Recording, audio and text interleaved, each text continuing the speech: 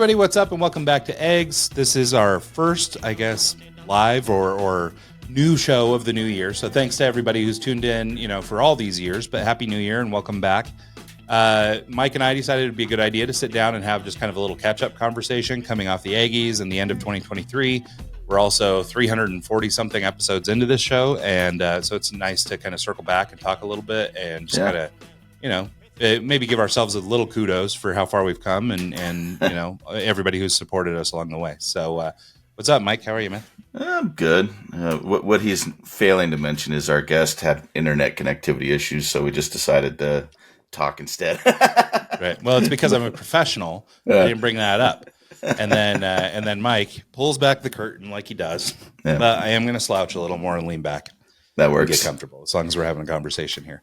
So we think so. Our guest who's calling in, we're going to reschedule with him and have him hopefully back in a couple weeks. But he's out in North Carolina, and both Mike and I are out in the West. I'm in Utah, and Mike's in Idaho, and we've been having a lot of inclement weather and stuff over the last few days. I guess our guest had some wind and things like that out in his hood too. So we're not totally sure where the problem is, but we're having a problem somewhere. So, yeah. Anyway, so we've rescheduled, and just Mike and I thought we'd catch up for a few minutes. So how you been? Good, man. Well, I mean, I guess kind of good. So fourth quarter was gross of last year, and so I mean, gross lots good of or gross bad? Well, kind of gross bad, but like on the way to gross good. I think just it's always slow for us in that fourth quarter, and so it's always a little bit stressful. Plus, the spending is through the roof and everything with Christmas, holidays, and travel and all that kind of stuff. So it's a little, stressful period, but we also had just, personal issues. My father passed away in November, right around Thanksgiving time. So that was a challenge. The cost of just everything is through the roof. And so even just to do kind of the stuff that we've always done is like holiday traditions was quite costly this year. So that was kind of a bummer. And, some of our travel plans didn't work out and other stuff like that. But we still had a good holiday. We, I think people may have heard this story before, but we do kind of a trip instead of presents kind of thing where, although we're still pretty bad and still buy some presents, but we used to, or, back in the olden days, we were overabundant on presents. And what we found was that our kids weren't remembering who gave them what. They weren't particularly grateful or anything. Just like, it's just too much stuff. Mm-hmm. And so we switched over to this deal where we just go on a little trip instead. And so, they get a few smaller things, and then we end up going on a little trip. And so this year's trip was to Island Park, Idaho, which is sort of up near Yellowstone National Park. And it was our second time actually going up there. Our second trip doing this thing as a family was up in Island Park too. And we had a good time up there. And so everybody wanted to do Island Park again. So we did Island Park. And, we went up and did some snow machining and all that kind of stuff. So that was a blast. And, the big wrench this year that wasn't typical was that instead of doing Christmas kind of at home and then leaving on our trip, we did Christmas in Island Park. Oh, and so rough. We packed a tree, we packed all the gifts up there, we packed everything up there. And so it was a ton of extra work on top of just typical holiday, which is already kind of a lot of work. And so that was, stressful and kind of a challenge. So also it was kind of interesting when we went up there 4 years ago at Christmas or whenever that was, 4 or 5 years ago, there was about 8 feet of snow as a base, and it was negative 30 degrees and just death outside. This time it was 40 degrees and there was only like 10 inches of snow. Yeah. And so it's kind of crazy because this year we were up there snow machining, and last time we went, we did like trail riding and stuff. This time we rented like, cool snow machines for going out and jumping stuff and all that. But there was no snow. And so it was kind of a bummer because, we had plenty of fun and everything was cool, but it was a little bit more dangerous because you could hit rocks and stumps and stuff like that because there just wasn't enough snow. Yeah. So global warming got them, I guess. So, but anyway, so that was kind of a bummer. But the other big highlight of our Christmas, and it's one of the Christmas traditions that we do that I actually think is pretty awesome, is every year on the 24th, we do a dinner from a different country. So everybody throws a country in a hat, and, we draw one out, and whatever country we draw is basically what our Christmas Eve dinner is. So this year was Korea. And so we had to make Korean food at an Airbnb in Island Park. And so, so it was a bit of a challenge. Luckily, we had the main dish, and we did beef bulgogi. Yeah, I And was luckily, I was able to do all my marinating and stuff up there. And just by the luck of the draw, they had a barbecue at the house that just had the right kind of grate on top of it that I okay. could actually put the meat on without having it all fall through. So we Nice. got super lucky, and dinner came out awesome. And it usually is pretty amazing, but it came out really good this year too. So we were impressed, given all the travel and everything else, that it worked out.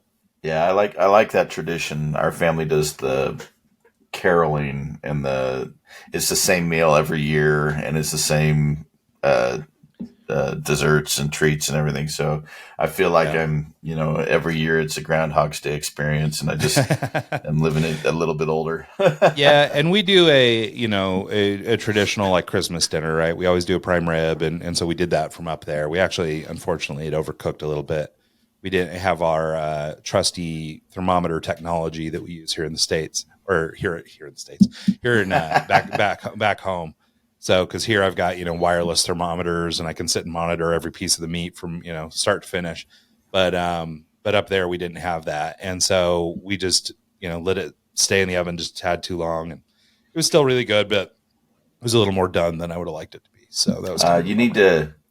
I've got this seasoning called Snyder's prime rib seasoning, and I'm telling you, it is by far the best seasoning I've had on prime rib. Oh, that's awesome. I'll have I'm to gonna try have it. Yeah, next time I see you, I'll have to give you some of it to Yeah, try. because It's delicious. I've used like Traeger's prime rib rub, and this one actually came pre-seasoned, so which was nice. They just bought it at a butcher there, actually in Pocatello, Okay. and so it was pre-seasoned and everything, and it was pretty good. But yeah, it just you know wasn't exactly the same as if I could have put it on my smoker here. Instead, we had to bake it in the oven, but it came out good and everything was good. So overall, it was a good trip. There was like 11 of us in the house up there, and so it was chaos, but we had a good time. Well, it's fun. Yeah, I did. I went to Oregon to visit my sister, Oh, and nice. my other sister was in town as well from New York, and so it was nice to catch up with them. And it's funny, we were at a cabin in Sisters, Oregon. That's their ski area, and there was zero snow on the ground. I mean, Oh, like geez. none of the lifts were running, none of that. So I feel your pain as far as like the not being able to go snowmobiling because Well, yeah, and these are they like old reliables, right? I mean, like that's a ski resort for God's sake, yeah and yeah up where we were at, I mean, like 8 feet of snow last time to 10 inches this time. Like, I mean, come yeah. on, like you should be Well, able to and, rely and on a few things. at least now they're getting some snow. Like the last 2 days they've got several feet, so it's nice to Yeah, at and least get I'm sure some they're snowpack on the ground. yeah, I'm sure they're So thrilled. Yeah, no, I remember during COVID, we did a little family staycation and went up to Park City. So Park City's like 45 minutes from here, but it's world famous for its snow and the mountains and everything up there. And we're able to just get into like an Airbnb, which turned out to be a condo at one of the ski resorts. And but from our porch, we could see the lift, hmm and there was so little snow. They were making snow, but you basically had to stay on the little made path to get down to the thing. Up at the yeah top there was a little bit of snow, but nothing at the bottom. And so you see all these dudes walking around, and all the, especially up in Park City, got all these Europeans and people who've come in for their big skiing trip, and they're all wearing their super fancy snow gear and all this stuff, and they're just walking around on the grass out there right next to the lift. And it's like, man, how much money did you pay to come to lovely Park City and then just nothing? yeah So, and then yeah like last year we had like 900 inches. So, I mean, yeah. I it know was that like last crazy year last year. from October to March April it was just record snow, and so it's kind of funny to Yep. see the fluctuation between the two. Yeah, But it's nuts. I guess I'm grateful I'm not much of a skier, so because it hasn't affected me too much. But for Christmas, and this sounds like rich white people problems, but it's not. It's really more of a financing problem. But my brother-in-law was given a snow machine by his wife, so that he could buy one, or so that he had one of his own to ride up there. yeah, And so they bought this snow machine, and but now there's no snow. no So snow, it's like, so he hasn't even had a so chance to use it. yeah, yeah. Well, my niece got married over the summer, and her husband is a big time snow machine guy. Like he's Okay, like and my cousins were that way, so like I know it from when I was a kid, but because all my cousins are snow machiners. In fact, I have one cousin that still rides professionally for a company, wow, and so they, we were really involved in it when I was a kid, but I just, I don't do it anymore.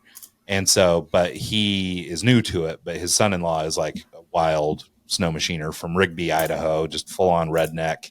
Yeah. He's willing to just jump it off of anything. Like he's a wild man, but I think my brother-in-law was like, oh, well, this is something we can do together and it keeps our family doing things together and stuff like that. So I think he wanted to get into snow machining. But on his first day out with the snow machine, he bent his A arm on a tree stump. And so he had like $1,000 repair right after On his first day. On the first day with That's the snow amazing. machine. So, and I guess anybody who does those kinds of sports, dirt bike, if you use boats a lot, I mean, they're always broken. They always have problems and stuff you got to fix. And so, I mean, it's just part of the game, I guess. But I felt bad because he just got his brand new snow machine and then, hit a stump. So, yeah, that's a bummer. Well, so what about you? So you went up to Oregon. What about your folks and everything? Did you all go or just you? Or folks stayed here. They're currently in Vegas, and that's why they didn't go up there, is because they had other plans a few weeks later. Plus, we have to have someone available to watch the dogs, and so that was fun.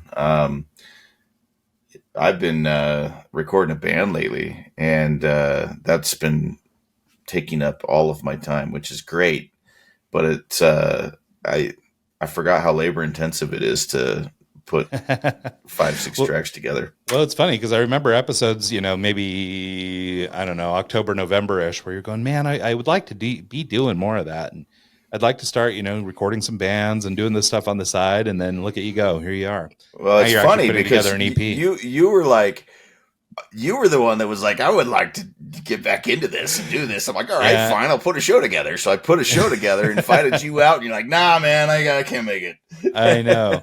No, I felt so bad because I wanted to be there for, not just for your event, which we should probably talk about a little bit because at least from what you told me, it went well. Yeah. And, but also like our friend's band Royal Bliss was in town the next night. And so it could have been quite a fun-filled little music weekend that weekend. They were actually there the night before. And since I was doing my show the next day, I ended up setting lighting up for my show. I said, hey, I'll just set it up a day before and give you guys some lights. And it was actually really quite nice to meet up with those guys again. And, I feel bad because I haven't seen them for a long time. I mean, we all live in the same city right now. And it's like, those are, they're some of my favorite people. And, but yeah, I just, never make time to see them. And so I need to catch them sometime. Yeah, no, they were, it was good to talk to Neil and we did a show with him back in the day and, we talked about that and, we talked about, future stuff as well. That they were actually really kind of impressed with the lighting. And so next time they're in Pocatello, they want to do it again. And then I had my show the next day. It was a toy drive, kind of like a Toys for Tots. But my aunt is a social worker for the elementary schools here in Pocatello. And we ended up, getting presents and gifts and cash donations for her so she can help students in the Pocatello school district to, those who are less fortunate to actually have a Christmas. And so it's kind of nice to, that's awesome to do that. So, very cool. Well, and speaking of Royal Bliss, I'll just give them a shout out. They've got a new single out called Sign of the Times. Go check them out. I think it's just royalbliss.com. So you want to know something funny that I found out the other day? Huh. Do you remember this right here? The True Underground. Okay, so Royal Bliss is in. Yeah, they're on the inside. The cover art, right? Mm-hmm. And do you remember Death in December? Yeah. That was what, Ryan Oliveira? Is that his name? Yeah, and then Jade. Do you know who Jade is? Jade is the K-Bear guy. He's been on K-Bear for a long time.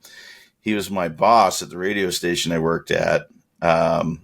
The guy that hired me, and come to find out, he was in Death in December. Oh, how funny!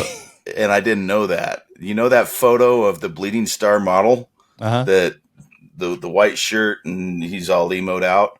Yeah. that was my boss back in the day, Oh, how right? funny. And so I found that out, and I instantly got two or three of these CDs and took them out to him and gave it to him for a Christmas present. Oh, And that's so that's funny. kind of funny. I mean, Yeah, it's a no. small world, It's like we worked with him back in 2000. That was 2005. Hmm. And, 2022, here I am working at a radio station, and come to find out he's my boss. And so it's like Yeah. small Well, it's world, funny. I you mean, it know? is such a small town thing or small. Well, and it's, I mean, even the music industry itself is kind of a small industry, really. Yeah. Like, I remember one time you and me were working the Fiesta Bowl down in Phoenix, and you would set up this little outdoor stage setup thing, like kind of a nightclub over an intersection out there. It was Uh-huh. really a cool thing to be a part of. And it was right before the Fiesta Bowl. So there's a million people. I want to say it was like, It was literally a million people on that block, yeah, literally. the Yeah. Cause it was, Blackberry. they Yeah. also do it for, it's on their New Year's Eve thing. Yeah. So, And so that's to it's celebrate different, Fiesta Bowl, but there's also the New different Year's. stage setups at intersections going down Mill all the way down to the big park by the Marquee Theater, and that whole Mhm. place fills up, and it's literally a million people all the way Yeah. down. So Yeah. it They was a had, really cool thing. yeah, it was huge. And so we went down there and we had set this nightclub thing up, and the end of the night was starting to come, and people were getting close, and they do like I think it was like a sun or something, like the Tostitos sun or something that they drop. Hmm. And I don't know who's the sponsor these days, but that's who it was back then. And but Blues Traveler was a headliner. Yep. And I remember you and I walked over to the Blues Traveler, and we were watching from the side stage. And I remember the guy that was running sound for them was a guy who had run sound at a bar called the Beaumont in Kansas City on my very first tour with like the Mix Mob guys and Cottonmouth Boys Wow. guys.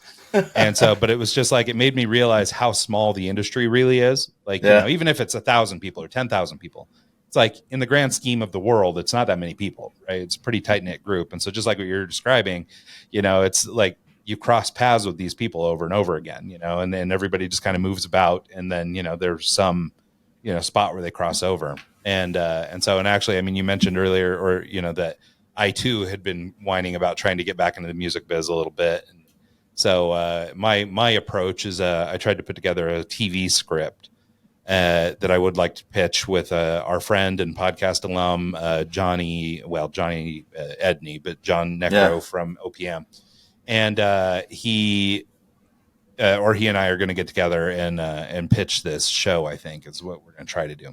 Nice. So anyway, so mid February, I'm going to try and do a California run and go spend some time with one of my buddies, and then also go out and see Johnny and If you pitch guys this, or see if we can put together a pitch. if you guys haven't tuned into those, we did two like 4 hour long interviews with Johnny. The by far our longest interview ever. Mm-hmm. And he's the lead singer of OPM, and "Perfect Day," the song that we use for our intro, is actually OPM. So Yeah, if no, you're but listening to our Aggie Awards this year, I did the throwback. I played the full intro that we used to do with nice, the chorus and verse and all this stuff, and so you'll get a little splash of that. And then I even did the old outro as well. I was like, awesome. yeah. Yeah, no, and so Johnny's great. He's been in and around the music business for a long time. Now he owns a brewery in Thousand Oaks, California, called Tarantula Hill, and it's great. And Yeah. but I think he asked if I would come on his podcast while we're out there. They started Oh, he's podcasting doing one because of now. us, Nice. and so sometime, and then if you and I are ever out there together, I'm sure we can do it again. So That'd be fun. but no, it was really fun and cool, and so I'm glad to try and be rekindling kind of that relationship. I mean, I see him once or twice a year is all, so it's nice to catch up and have something. But I was explaining to him, it's just like, man, I really miss music. I really miss not being involved. I hate paying for tickets. That right there is the whole reason why. All that stuff. And like I set up that light show so I could see the Royal Bliss show. That's all exactly, I wanted to do. Exactly. Yeah. No. So anyway, so yeah, in a never-ending search to try and find something to do, I've reached back out to him in hopes we can maybe get something going. So Yeah. Netflix, if you're listening, just say yes. That's all they need to do. That's cool. So, yeah. Yeah. So recording this band, right? It in college they give you studio time to record. You have to record, And the problem is they only give you a certain amount of studio time. So the whole time you're in there, you're setting up mics, doing a quick sound check, you hit record, and you hope it's a good take so you have a cool product at the end. But you don't have time to do 2 or 3 takes. You have time to do maybe 2 total. And so you can't really perfect things. And here I've been recording, in this room, and in the back room, I got a drum set, and we set up the guitars in here, and it's like a really confined little area, but I'm really impressed with how things have turned out. And I mean, we've gone through and we've overdubbed guitars, we've overdubbed drums, we've done vocals. We've spent a lot of time actually perfecting stuff. And for local band out of Pocatello, and recording here with decent mics, not the best, not the worst. I'm actually really proud of how it's turning out. So yeah, that's awesome. Well, maybe when the band is ready to share, or when they publish some of this info, let's put a piece in the show or something, just so people can check it out. So, because it would be cool for them to see, especially given the fact that over the years we've talked about your audio engineering, and we've talked about you doing things like that, and it'd be cool to show some of the work. Yeah, I think we're going to do a CD release, even though CDs are kind of archaic, but it'd be nice to generate some revenue for them, and see how it goes. I was always playing with the idea, because like even the last time the OPM came through, and this has been years ago, but CDs were like starting to go out. We were switching to everything digital, and we were trying to figure out, how do you sell a digital record at a concert so that people can buy your music, right? And of course, everybody gets it on Spotify or whatever now. But we had come up with an idea, years ago, to do jump drives, and so we preload the album on a jump drive and then just sell the jump drives. Yeah, and so that was pretty slick. People would buy digital music that way, but it was like, but ultimately everybody just goes Spotify anyway. Or there's something about the CD that it's like having the cover art, having the jewel case, and having the vinyl. You can do short batch vinyl releases, and they're not too expensive, they're not cheap, but they're not horrible. Right. You definitely wouldn't make money on it, but just having the physical product is something that's cool to me, and I miss that. Yeah, I was trying to explain that to my sons, and obviously, I mean, this makes us, old men, and I find I'm turning more and more into the get off my yard guy, like by the day. But I was trying to explain this to my son, the experience of, on Tuesday when all the new music dropped, I would go down to my favorite record store in Pocatello, this place, Budget Tapes and Records. I would go over there. I would talk to the guy that owned the shop. He knew me pretty well because I'd been coming in and out of there for years. He sold tickets for us when we did the shows. He sold tickets for a couple and things. The Jimmy World Show. Yeah, he was an amazing dude. Yeah, I can't remember his last name. His first name was Rich. He was a really good guy. And so we'd go down there on Tuesday with our like $20 in our hand, because CDs were about $15-$16. And the wall would have all the new stuff, right? So here's the 10 new albums that came out today. Right. And there'd be lots of like indie stuff that wasn't there, but the big releases were all on the wall. And so you had, one $20 bill. So it's like, okay, I get one of these. So you're looking at the case and you're doing all this stuff. And a big part of the experience of buying that music was opening the case. Or do you remember that people used to hide images behind the tray, like the disc sat on? So you pop that tray out and there'd be another picture back there, or there'd be cool stuff in the liner notes or whatever. I mean, like the artwork was like part of the experience of the music, right? Yeah. And so I really miss that. You'd be listening to the album, reading everything on the back of the artwork, and like looking at like, this is the drummer's name, and this is the guy that produced it, and this is all the cool little details that you don't really pick up on just Spotify. Most of the time, you'll put it on a playlist, close the app, and go back to what you're doing. And then if it's a song that kind of like stands out to you, you'll open it up, hit the like button, and close it again. You don't have the same kind of physical experience that you used to in listening. Well, and that was the thing, right? And the last band I saw that did this really well was 21 Pilots, and I was just aware of them because of my kids. But and I'm sure there are other examples, but this is the last one that I saw that did it really well, where the artwork for the album matched the artwork for the concert, matched the artwork for the videos, matched, and they had built this whole thing. And the last band that I remember before them that had done that, like, or my favorite example of it, was Linkin Park, because Yeah. they had a designer in the band. Mike Shinoda is quite the artist and designer, and so he did all their stuff. And so they always had these really cool themes, and the artwork was awesome, and then that was sort of echoed in the merch and the show and all that stuff. And 21 Pilots did sort of that full around experience, and I think that was like the closest to something like that I'd seen, especially like with my boys. They listen to a lot of rappers and stuff, but I mean, they just drop music on Spotify. Like, Yeah. maybe it's got an album cover, like a photo or something for the cover, but that's kind of it. I mean, there's no greater experience than that. And so I've been trying to do more of, buying physical stuff. I don't really buy CDs anymore because I don't even think I really have a CD player anymore. But Yeah. but like I just ordered the new Czarface album on vinyl. And it was like a limited edition vinyl, and I never listened to it. I haven't pulled it up on Spotify. I've only heard the record. And I have like a Danger Mouse record that actually was pretty cool because it came with the vinyl, but it also came with a CD. So there's a CD Oh, so you get both. Okay. so it came with both, and then all the liner notes and the artwork that accompanies it and stuff. And it's just, I don't know. For me, I mean, maybe it's just nostalgia, like what you're talking about, but it's like that was part of the experience of buying it. And I feel like so much of music now is kind of like, I don't know, neither here nor there. Like, it's just one more song on the playlist and you're probably not listening in. Yeah. I remember, when I first started DJing, I would get a weekly CD, and sometimes two or three a week, one for country, one for pop, one for hip hop, whatever. And there was one that was called the RH series, and it was just the top 40 songs, hip hop, country, whatever, the top bangers for the week. And the first thing I would do when I would get those is I'd go in my car with a highlighter, and I had 3 or 4 different highlighters. I had a yellow one, a pink one, like a purple one. And I would take this, I would throw the CD in the car. I would listen to it and like, oh, that's a good track. And then if it was like up tempo, it'd be yellow. If it was slow, it'd be purple. If it was country, it'd be, whatever. And I would highlight the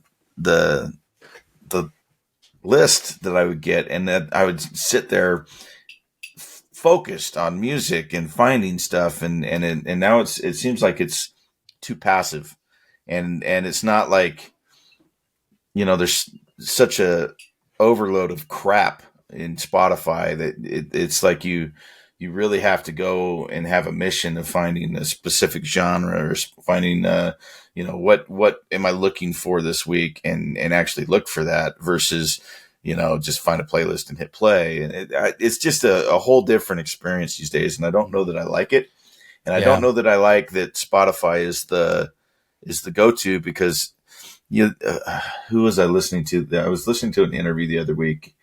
Some guy that had like, a major, like a YouTube status where just millions of plays. Oh, I think it was Snoop Dogg. It was like Snoop Dogg was sitting there, and he's like talking about how many plays and how many hours of streams he got that equated to like $70,000 total that he got a check for from Spotify. And he'll make more than that in one show, Yeah. And so it's like, what's the point of even having it available? Because the artists, they just don't make any money. I mean, like, yeah, it's now available on the platform that everyone has, and your fans can go and listen to it. But what does that do for the artist? Absolutely nothing. It's ruined the entire industry. Well, what it is, it's the same argument that people give to every designer they want to rip off, which is exposure. Uh-huh. Yeah. Every time you want to rip off an artist, you just go, oh, but you'll get great exposure, And so this is the thing, right? I mean, it's kind of a necessary evil, or a gift and a curse, right? I mean, I have discovered a lot of music I would have never heard in my life because of Spotify. It's exposed me to a lot of things. It's, helped me find new artists that I like. It's helped me, so there's value to it there. But at the same point, those artists aren't being paid unless I go to their tour. And a lot of the bands that I'm finding are in foreign countries and stuff. So I'm not going to see them, right? So they're just, they're not, they're not playing where I'm going to be at. And so, and even if they do, what do they get? My ticket and $50 t-shirt or something? Like, it's not like they're going to be able to make a living off of that. Right. And like you're saying, I mean, even a guy like Snoop Dogg, if he can't make enough money to like probably cover his car payments, doing Spotify, then it's like, what's he doing? And I mean, I guess it's exposure for young kids who don't have any money, and want to pay $9 or whatever. So like I can see an argument like why it's good, because at least the music's getting in people's ears. Yeah, But I do it's feel the like it's pretty Napster argument opportunistic. from back in the day, Yeah. right? You know, Yeah, everyone's exactly. freaking out about Napster, and next thing you know, we got Spotify. That's the same thing, but who's Yeah. making the money? It's the you know, Spotify and Joe Rogan. yeah, So that's about it. So, but yeah, no. So it's kind of a weird thing. I mean, I can see a value in it, and I do. I mean, I use Spotify day in and day out. I mean, I use it all the time. I use it But too. I mean, it's yeah, the I mean, easiest way it to is the back and way. forth with clients. Yeah, it's. I But mean, it is great for a lot of things. But yeah, it is. You know, one of these kind of moral dilemmas. Because, like I say, I mean, anytime somebody's wanted to get something cheap or free from me as an artist, hey mhm. man, but I'll get you exposure. I'll get you exposure. You know, and it's like, okay, well, yes, exposure is valuable too, right? So, but is it valuable enough for me to do the Well, same that's for inherent. ostensibly You free, know, right? it's like uh, the guy that created the Coke logo is getting exposure, right? But Yeah, he got paid a crap ton of money to do it. You yeah. know, it's like, Well, or you've got the lady that made the Nike logo that got paid next to nothing to do it, and yeah, she gets exposure all day. yeah, Like, you know, now yeah. I know they've gone back and they've tried to make things right with her and give her, you know, some more money, and they've given her some things and stuff. So, you know, I imagine it's a little bit more equitable, but I imagine that what they're paying her is nowhere near the billions they're making.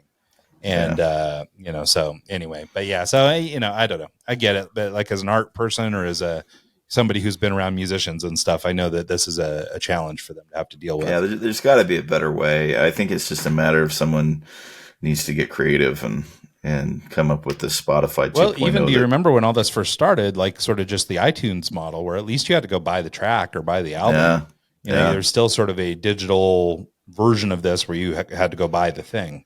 You yeah. know, and but now with the subscription models and all that I stuff, mean, you know, there's Bandcamp. You can go and support a local artist. It's just a matter of getting people to do it. You yeah, know, and it's yeah, and I think at the same time, you know, a lot of artists, I mean, they have more ability than ever in history to to self-publish self and publish and do things on their own. And, you know, even if they can't afford studio time, they can record stuff in GarageBand. And I mean, you can get to market with basically just using your phone.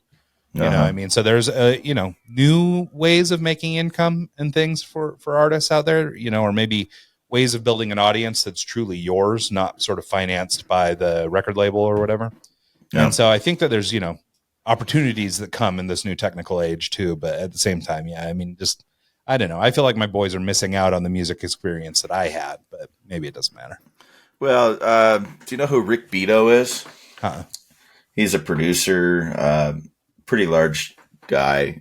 He's got a YouTube channel that he'll go and he'll record like interviews with the lead singer of the Police and major bands from back in the day. He just did this interview with a guy last week where he's talking about how in 1996 Bill Clinton passed a law that I can't remember the name of it, but it like allowed companies like iHeartMedia to have 100 radio stations under their belt, and it took the local programming from, you know, like there's 8 radio stations in this market that's kind of like that market, but now they're all owned by iHeartMedia, and there's one guy that determines the music that goes across all platforms for iHeart and Clear Channel and these major conglomerates of radio stations. And he was talking about how rock music changed in that time frame, um, by, you know, trying to get the same sound, trying to get the same, you know, it's all the same person putting it out there. So now instead of, you know, like Linkin Park was kind of like the time frame where this happened. Now everyone wants to sound like Nickelback, and it's the same 5 producers doing the same, Mm-hmm. you know, Hinder, Nickelback, Candlebox. Like all these bands sounded identical because it's the same 5 producers putting it in the same system, trying to get the same sound, trying to get it stunted the creativity of rock Yeah. music. Well, it's like the And Costco model, right? They just homogenize everything for a bulk audience, you know, so you end yeah, up with all these things that sound similar, and they're all taste, because I've heard this too, like with like electronic or pop music, you know, that basically there's an algorithm, and yeah, every song is same sort of, 5 chords, yeah, everything is sort of programmed repeated. around these same 5 chords, Yep, because we know that through data and analytics, those songs perform the best. yep. So So if we'll you want make to it be the song sound that performs, identical. you'll use the data to go, oh, okay, well, we need to have more of this or more cowbell, that's performing really well or whatever it is. And so, yeah, no, it's really gross. And what's unfortunate is like, I don't think it ever really killed the creativity in that there are bands out there making good music, Yeah. but you have to go find them because they're, Yeah. you used to discover music on the radio and now you just don't. Well, it used to be a badge of honor to be like, hey, this radio station found this band and made them huge. Now it's Yeah. like you don't have that anymore. You don't have the local DJ that's spinning local tunes or the local, Yeah. like, hey, I found this really cool band. Check it out. I'm going to play it 5 times because I love it. It's like that doesn't happen anymore. Yeah, and no, like I remember as a kid, when you went into different areas, like went to different cities, you would find stuff that was awesome. Like anytime I was in California and I could get K-Rock, like what an awesome thing to get. They always had, music I'd never heard and whatever. And like even growing up in Pocatello, but coming to Salt Lake, like K-Bear 101 in Salt Lake was legit. It had like its own thing going on. There's also a hip hop channel down here that I used to like, and you could catch whatever's cool in hip hop. The Rockalypse is on that one. Yeah. And so it's like there's, there used to be like a real music discovery that happened that way, where you would get exposure to things that are unique and interesting. Or the Edge down in Phoenix used to be the Edge was one of those. Yeah, and it's like you don't have that anymore. You don't have the ability for the discovery. It's all the same, 20 songs over and over and over again, and I miss that. I think it's sad. Yeah, no, it's a real bummer, and that's the thing too. I go back and forth, and maybe this is just jogging with aging and trying to figure out how to be old, but it's like these experiences, like they were critical for me, and I catch myself a lot of times with the boys going, "Hey, you should do it this way because this is how I did it. You should go to check out this band, or you should produce this T-shirt, or you should do whatever." Because this is how I used to do it. And this is, that was the experience that worked for me. So I share my experience, right? But then I second guess myself, and maybe it's just my own insecurity, but I always go back and I go, well, is it the experience you want to have? Right. Yeah. Like, I mean, so like, we're talking about album artwork. Like for me, it was really cool to just get that one album every week or maybe every couple weeks even. And I had my one album, and you prayed that the whole album was good because you bought it for the single that you heard on MTV or something. And you go and you get the album, and is it going to be good? Like, is there just one crappy song, one good song, and the rest is garbage, or is it going to end up being good? And that whole experience, you're rolling the dice, you're working with your hard-earned money to try and get you're only $20, and this is the one thing you get to buy, and all that stuff. And it was just like all of that made music really important to me when I was young, right? And so that's why I got into it so much when I was young, was because these were the bands I had. I could afford to buy their album, and I looked forward to every release and that kind of thing. And that's how you got into stuff. But it's like, I don't know, maybe that experience isn't important to people, and maybe it is just lost. But but I hate to think that. Well, I mean, and the other day I was watching this like Instagram reel, and this DJ was, that's another thing that's crazy, is like the platform DJs have been put on. They used to be in a back room. They were just a music selector and they weren't idolized. Now it's like you're the lead singer of a rock band now, and they're idolizing you like that. And I kind of don't enjoy that. I don't like, it is what it is, but it's not really my thing. And I saw this DJ doing his thing, and then there was this kid next to him that just looked like his world was like, oh my goodness, what, like that experience of the live show. And he's like up by the DJ looking out and could experience that. And I remember, like the first time I got to go to a show and I was side stage, and, getting that viewpoint from being up on stage, looking out at the crowd and seeing, like how cool that is. And so it's like everyone experiences things differently. And, whether it's the live environment, whether it's the CD, whether it's the, there's that kid that was there, you could see it in his face, how cool it was for him, and how he was having a moment. And, and those moments are what fuels everyone, I think. And, it's weird what music can do. And I think, like last night, for example, I had the band over, and they were just doing a practice session. They were just jamming, and those are the moments that I live for. It's like five people got together and created this content that just came out of nowhere. It's like there's a guitar sitting here over on the side, and in the hands of the right person and the right group of people, you create something that's miraculous. And that to me is what music's all about. And I think that's the important part. Yeah. It's like sharing stuff with other people and creating something out of nothing. Well, and that's the thing, especially with music. It's like it's a whole nother kind of communication. I find that I'm really affected by music, and I mean, it's funny. I took my niece out to New York and Boston to see the singer Mo that I just love, and we went out to see her. And both nights we got front row, and we were right up against the barricade.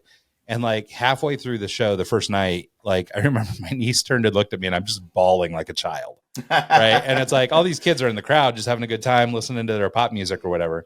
But there's something about her music that's just like, for me, it was Speaks really to you. impactful. It speaks to me. Yeah. And it's not even so much about the lyrics, but I think it's like the physical sound, Yeah. like the sound of it for whatever reason resonates in my head. Like it doesn't really have that much to do with the music. It's kind of a weird phenomenon. But I find that with other bands too. Like, there's this band I've been listening to a lot lately called The Warning. And they're like these three sisters from Mexico. They do this like cool metal rock kind of stuff. And like, I'm listening to those guys, and it's like I'll find they hit a note or they do a thing, and then I start getting emotional about it, right? And it's Yeah. like I don't know why. I don't have like some memory or something or some trauma, but it's like but it can evoke an emotion out of me, and it's like so then I of course get hooked and I listen for a million hours and I do all that stuff, but it's like but some music can be really impactful that way. But like you're saying, I mean, in the hands of the right person, it's like they can sort of conjure this, right? And I mean, in your case, you do something similar as a DJ. You sort of put together mashups or combinations of things to evoke feelings, whether that's a feeling of euphoria so you can go dance, or So it's whatever. But I mean, you're forcing people to move their body through your art. I'm drawing pictures, and hopefully people think they're cool. I wish they would buy more of them. Just saying. yeah. But I mean, nonetheless, it's pretty cool. And so I mean, I think art is a pretty important thing. So I you have really talented scratch DJs and battle DJs and different styles of music, the house music or trance or junk, whatever, style, format or genre, that you're into.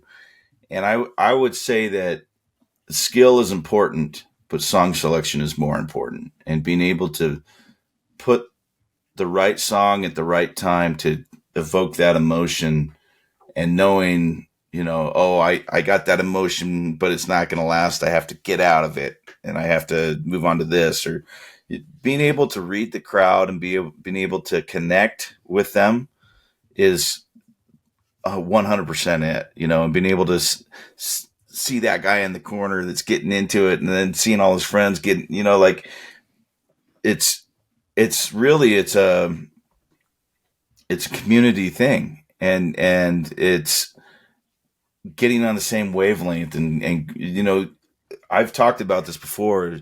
You'll have one of those nights where the 5 hour set feels like 45 minutes and all of a sudden it's over and you're like, what happened? And then you'll have those nights where the 5 hour set feels like 10 hours and it's sludging along.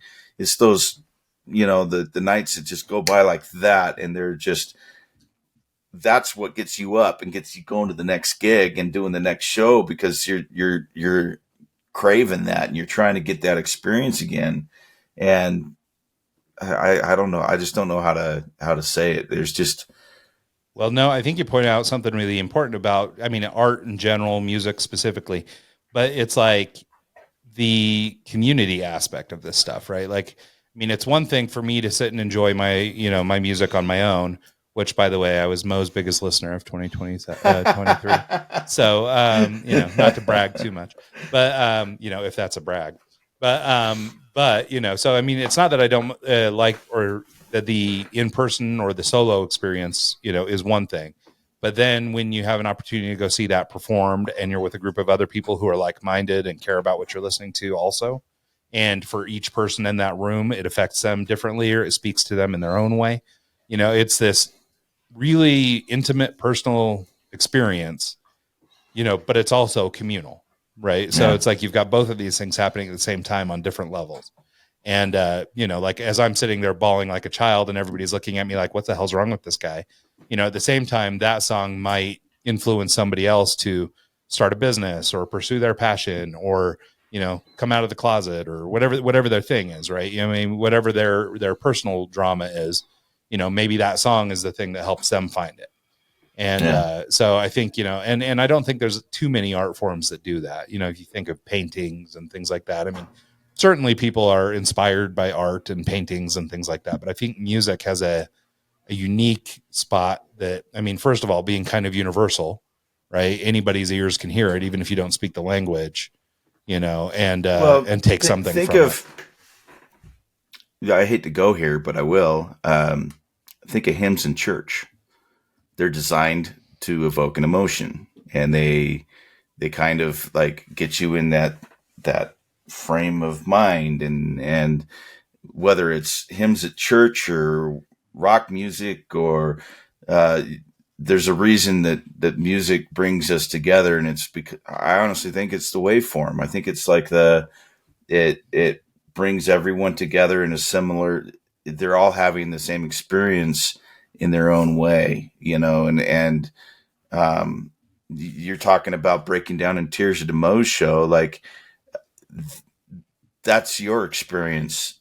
There's I've been brought to tears over music before. I've been brought to tears over. It's like there's just something about it that is different than any other type of art form, and I think it's well, and like you say, it might be the physical resonance of that sound in your head, right? I mean, yeah. it may be almost biological, and Yeah. probably some scientist is going to be pissed off at us for, going, I mean, because it's probably obviously that.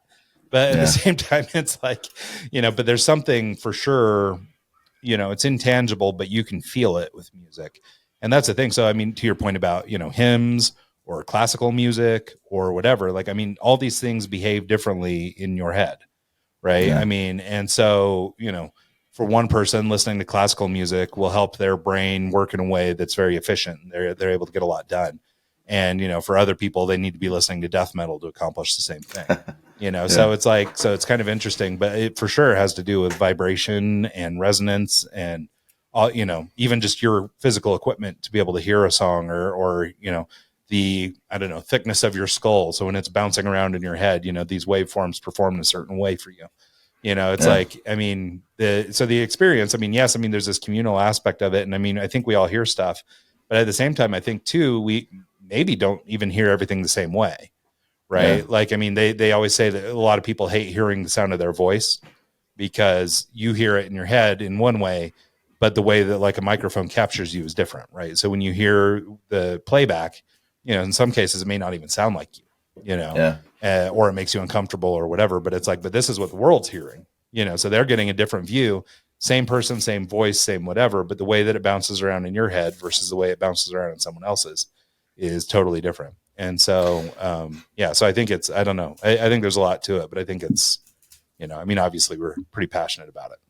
Yeah. We could probably talk about this subject for another 2 hours, but I'll have to send you some of these recordings and let you check them out. I think I sent some to you earlier. Yeah, I saw a couple come over in the text. So that was a couple versions ago. So they've gotten a little bit better, but awesome. Yeah, I'll have to. Yeah, no, that's great. Send you the Spotify link when I post it on Spotify for the quote unquote album release. Yeah, no, that'll be awesome. So anyway, well, cool. Well, hey man, good visiting with you. I hope, the holidays and everything were great, and Happy New Year to you and Happy New Year to everybody that listens to the show. And we're really excited for 2024. We've already got a long list of people booked out, and I think we're going to have some great guests this year. So I'm looking forward to it. Yeah. We didn't really get to, I did the Aggie Awards without you this year. So we didn't really get to do the little collaborative so we'll do it now. Thank you so much for listening. And if you like what we're doing, please comment, do the whole bullshit that we don't want to promote every week, but it helps it, get us up the algorithms and see if we can actually turn this into something cool. Yep. It is something cool, but it'd be cool for more people to hear it. Yeah, no, I agree. And also I just want to mention our YouTube channel too, for people who just listen to this as a regular podcast. We do publish video versions of all this, because I know you're dying to see our faces. But but there is, our YouTube channel is kind of gaining steam, and people seem to really like the content over there. We're going to continue trying to optimize and be a little more, publish more things, longer form, shorter form, all kinds of things. So keep an eye out for that. But subscribe to us over there and follow along with the show. It's a lot of fun. And, if you go back and you look at some of the really old episodes, and we didn't have video all the way back to the beginning, but if you look at, we probably started around episode 10 or 15 with like rudimentary video, and you can start to see sort of, how far the show has come and all that stuff. I think it's really cool. And for people, most people weren't with us back then. And so, but we've always kept everything up kind of in perpetuity, so you can go all the way back to episode 1 and slog through it if you really wanted to. And I don't recommend it, but you can if you want to. But as a matter of historical record, we've always kept it up. But it's a little bit of one of these things. And, as people are looking at the new year and resolutions, whether you buy into them or not, and any of that kind of stuff, it is cool to look back at episode 1, as horrible as it was, and just go, oh yeah, no, we've made actual progress here.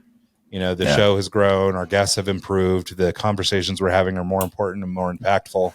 We're, sharing better information all the time to more and more people all the time. And it's pretty awesome. And it's made totally possible by the people who listen and by the people who share and all that stuff. So we appreciate all you've done so far, and all you will continue to do. And we appreciate you. Happy New Year. Yep. So, well, cool. Thanks, Ryan. It's been fun to catch up. Yeah, no joke. Yeah, no, we were talking briefly with our guest before we had to cancel and reschedule. That unfortunately, this seems to be the way that me and Mike get to visit more often than not nowadays. So, so I appreciate everybody sitting through this conversation, and hopefully you found it somewhat entertaining. Yeah. So, but anyway, to go out with a bang like we normally do, which I don't know if it's really that big a bang, really. But thanks to everybody who tunes into the show this week and every week. We'll see you guys next time.